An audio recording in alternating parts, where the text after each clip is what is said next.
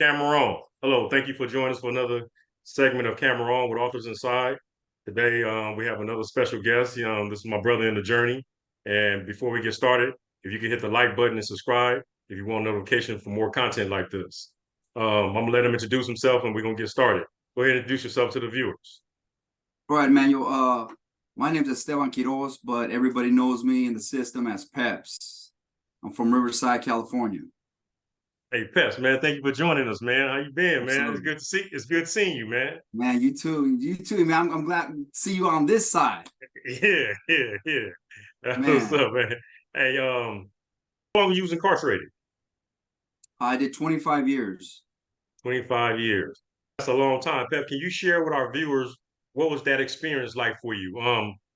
I always known you, Pep, if I could put it in the proper words. You gave it with your thoughts and feelings raw, clean and uncut. You never held back. And that's what I remember about you in those groups and while we were on the yard together. Man, I'm not gonna lie, Emmanuel. For me, it was a little harder, I would say, just because I'm Mexican, right? And you're automatically put into that category of being a Sureño, a Southsider. And the fact that I wasn't a gang member out here on the streets, I became one in there. But at the same time, I didn't fit in because I wasn't like them, Yeah. So, and I was treated differently, for a while because they see you as you're not a gang member, you ain't down, you ain't tough. Yeah. So I always felt I needed to prove myself. So I was always, looking for acceptance, wanting to fit Yeah. in with these guys, so I was willing to do what I had to do that. You know what I mean? Yeah. Yeah. So I was scared. I ain't gonna lie. Level 4, I was scared. My first time in jail, I had no homies to tell me what to do, what to expect. So I just went with it, But hey, I'm here now. Yeah. What would you say if you could remember, or if there was any type of event, what was the most traumatic event that you saw while you was incarcerated? What just seeing my first stabbing. Absolutely. I mean, I'm sitting next to some guy. He's tying up the piece and hands it over to someone else. This guy's taking laps. He walks up from behind and just starts stabbing him in the neck. I mean, that was like, wow, I never seen nothing like that before. Yeah. And Yeah. you become immune to that. It becomes normalized after a while. After you see so many, it's like, okay, yard Yeah. recall or let's go resume yard. But Yeah. that was traumatic for me. It was. I'll never forget that. Oh yeah, I could imagine it was for me too. Pep. We try to let these youngsters know the raw, ugly truth about prison. You let them know it's not cool, and they have no idea. It's a whole nother world that they're not ready for. So I thank you for sharing that traumatic experience with us. I appreciate that, man. Absolutely. Absolutely. So what? How did you get through each every day when you was in there? How did you get through each day? You know, I want to say it's my family, right? My family's what got me through every day wanting to get home. But truthfully, every day you're just trying to survive, because you don't know what's coming. You don't know what's going to happen. Yeah. But I never gave up. I always knew I was going to come home. I didn't know when. Maybe I was ignorant that because I had 29 to life and to think that, yeah, you're going to get out. Maybe that was just me having hope, or I didn't want to lose hope. But yeah, man, just I guess the desire to come home and be with my family is what kept me going every day. Okay, that's what kept you going every day. Desire to come Yes, home. sir. Yeah, that's Yeah. cool. Now, how long you been out? Uh, Next month will be 3 years. 3 years. Wow, man, Yeah. Yeah. that's a milestone. It is, Emmanuel. Man, it's a Yeah, blessing. I yeah, mean, I've heard you. I've been watching your podcast and listening to the yeah, guys speak, and it yes, truly is a blessing. Going from where we were, going through what we've gone through to be here today. And luckily for me, and I'm sure you too, we have a support system. Not everybody has that. yeah, definitely. So that's why I'm saying I'm really blessed. You know what I mean? To finally be out and to see this, to see what I'm going through. Yeah. Hey, Pat, if you were to be able to talk to a youngster, male or female, who's having trouble with the law, drugs, or hanging out with the wrong crowd, what would be your message to that individual?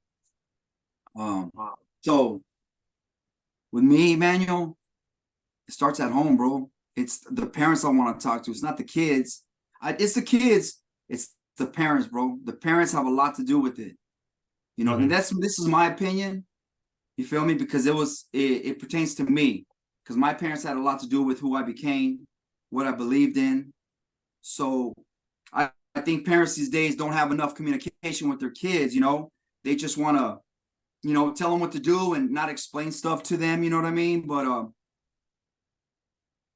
kids don't realize the consequences of their actions today. Neither did I. Neither did we. We just acted looking for that acceptance, that praise, not thinking about the next day, not thinking about what you're doing to the person, to their families, you know what I mean, to the community. We just act on our selfish needs and desires, you know what I mean?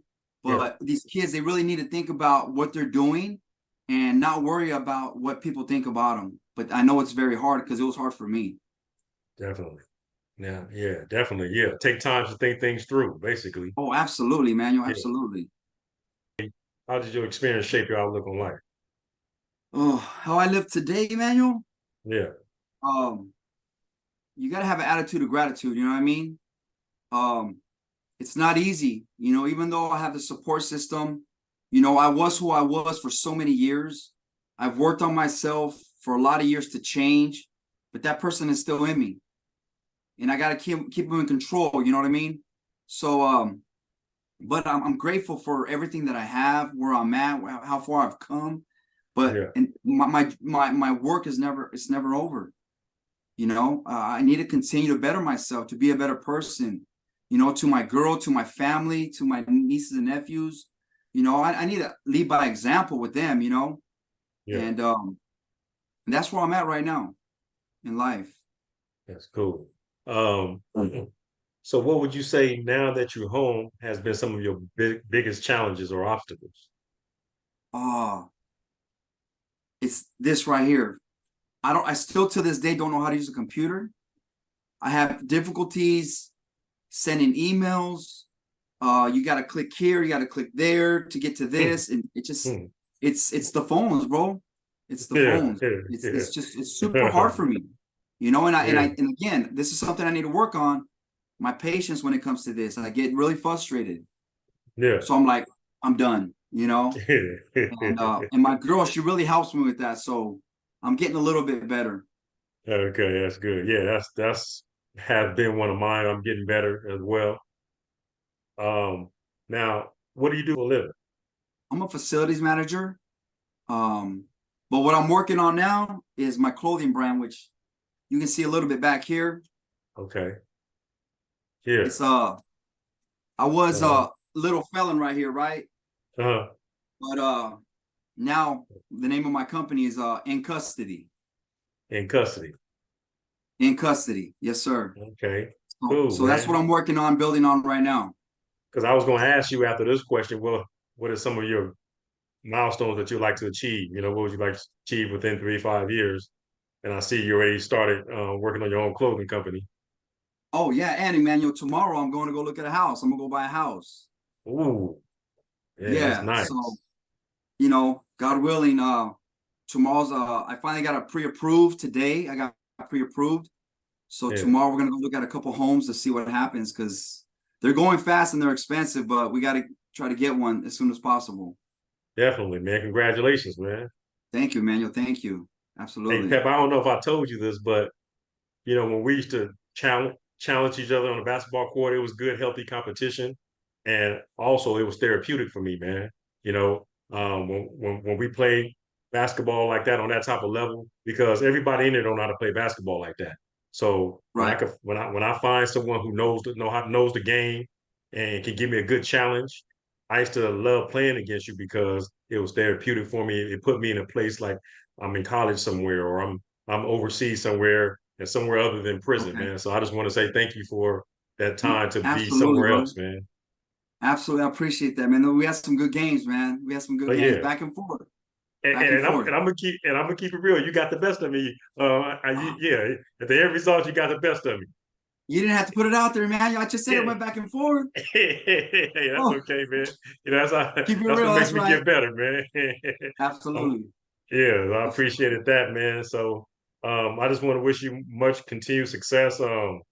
Is if again, if what specific challenges do you think dealing with average youth, right? How do you think is a way to reach them, to engage and to interact with them? What's the best way do you think if we to engage with them, Man, if again, you were to I thought say? about this question. It's something I've thought about doing, like going to these schools, these junior highs, and going with a couple of different races, right? And of course, older gentlemen like me. Um, but I would want their parents there. I want their parents to know exactly how they're affecting their kids by the way they talk to them.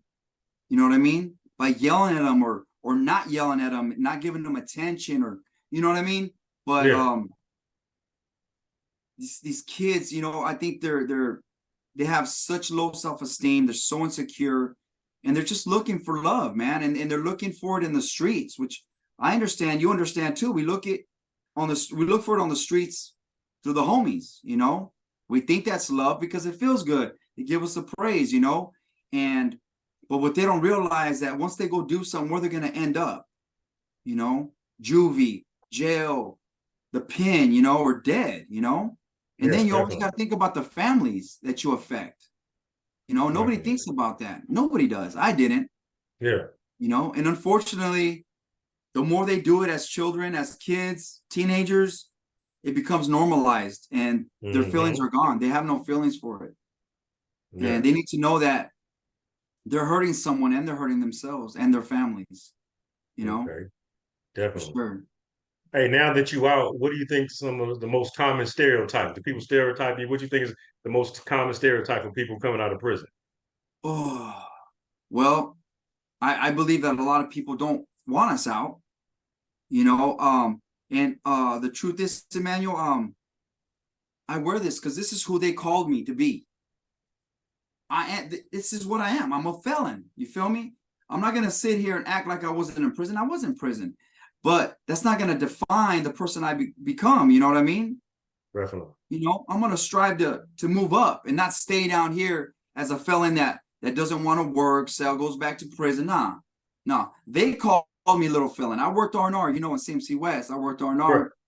Those cops, bro, they talk a lot of trash about inmates, and I hear them. Nothing but Yeah. little felons. They tell me you ain't nothing but a little felon. I say, you know what? I'm gonna show them what a little felon can do. Yeah. You know what I mean? Definitely. So, Definitely. but the way they view me, I haven't had no issues, and it doesn't bother me if they don't like me. It is what it is. I'm gonna keep pushing. You feel That's me? good, man. That's Yeah, good. absolutely. Hey, Pep, I'm proud of you, man. Your new, your freedom, and you're on the verge of buying a house and Yes. everything. Your clothing line, man. And like I say, man, I'm proud of you, and I share in your joy, man. Thank you, Emmanuel. Likewise, brother. I'm proud of you. Yeah, Congratulations on camera on, bro. I'll be watching yeah, all the time now. definitely. Yesterday, August 6th, marked my 2-year anniversary of being home. Oh, is that right? Yeah, I got out August 6th. Yeah, Wow. yeah. Hey, So yeah, can I ask you a question? sure. Does it, like, for me, right? It feels like I wasn't even in prison. Does it still feel like you did a lot of time? Do you still think about it all the time? No, I forget a lot of things, right? But I don't forget that I was incarcerated because Right. that's what keeps me grounded in a sense. You know what Yes, I mean? sir. When I see people complaining about this and complaining about that, I'm like, man, it's all right with me, man. I'm thankful for this opportunity. Every day is a good day, man. Absolutely. Because I That's know good, where Emmanuel. I know where I was 2 years ago. So Yeah. I Absolutely. forgot a lot of things, but at the same time, I remember because that helps me stay grounded. Yeah, absolutely. Yeah. Yeah. Definitely. I was told to to just forget about prison. Forget what you've been through. Bro, I'm not gonna forget about it. Yeah, Absolutely not. I'm definitely. not gonna Oh, forget about what I went through and the people that are still in there today, exactly. fighting to get out, the struggle to get out. You know what I mean? Definitely. Yeah. And no, I'm not Yeah. gonna forget about it. I'm gonna Oh stay in no, no. contact when he calls me, and Yeah. I mean, it's an experience that shape that keeps us going. That yes, experience has turned into a message to help others. absolutely. So, in order to keep that, we keep spreading the word, spreading the message. So I think that Yes. it's not for us to forget about our experience. Right. Absolutely. And we got to spread You it, know, man. We got to share, share I with the think youth, we're like you vi- I, say. excuse me, I Share think with the youth. we're a viable jewel. Oh, absolutely. Yeah, Hey, I always said we're the prize. You know yeah, what I yeah, mean? yeah, yeah, We're the prize. I've yeah, always said yeah. that. Oh You know yeah, what I 'cause mean? But yeah, we could absolutely. touch. I agree. Yeah, we could touch so many and help so many people is beyond our imagination. Yeah, absolutely. That's good. Got to keep Yes, doing it. yes, sir. All Absolutely, right, Pat, Emmanuel. man. Yeah, thank you for joining us, man. And anytime you have the urge to come back on, just give me a call. Want to promote your clothing or whatever, man. Just Absolutely. we talk about individuals who was incarcerated who got out, has their own business or whatever, man. Whatever you Okay. want to talk Okay. about. Sounds good, man. I'll keep you updated for sure. For sure, man. Thank you, man. Right, Emmanuel. You have a good evening. Thank you. You too, brother. Thanks. Camera off.